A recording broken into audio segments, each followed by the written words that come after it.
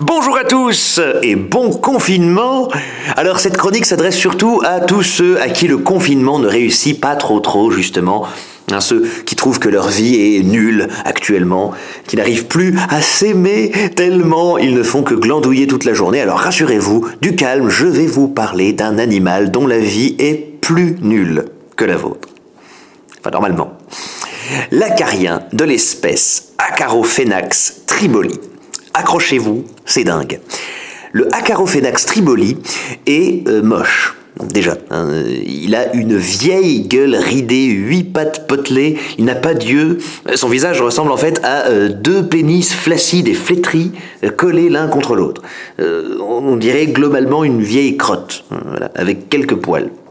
Eh bien, chez les acariens de cette espèce, Acarophénax triboli, les femelles naissent déjà enceintes, car elles se sont faites engrosser par un de leurs frères alors qu'elles étaient encore dans le ventre de leur mère.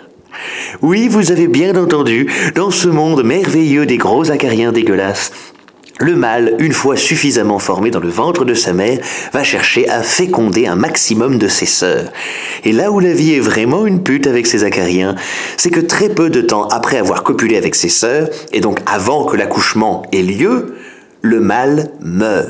Il meurt avant d'être venu au monde. Il a une espérance de vie négative et peut faire inscrire sur sa pierre tombale Acarophénax triboli 2020-2019. Ce qui est plutôt rare, quand même, dans le règne animal.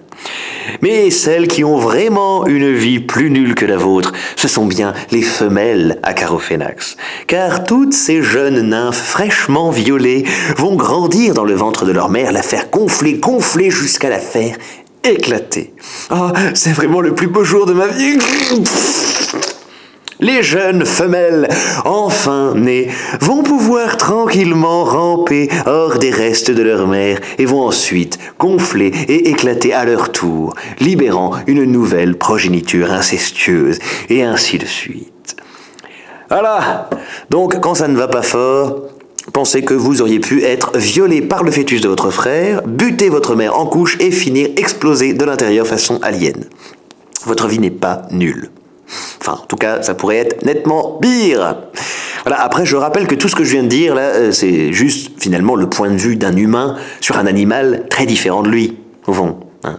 Si ça se trouve, en ce moment même, sur une radio acarien, il y a un chroniqueur acarien, enfin, une chroniqueuse, hein, du coup, forcément, qui est en train de parler de nous, les humains, en disant « Non, mais c'est fou, j'ai appris que les humains, ils font l'amour à l'extérieur de leur mère. » Mais non, si!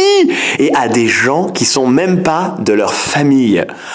Ah, j'ai jamais rien entendu d'aussi dégueulasse. Voilà, c'est tout pour aujourd'hui. Si la semaine prochaine vous êtes toujours déprimé, eh bien je vous conterai la folle vie sexuelle des palourdes de Sibérie, ça va vous recadrer. Cucu à tous, confinez-vous bien.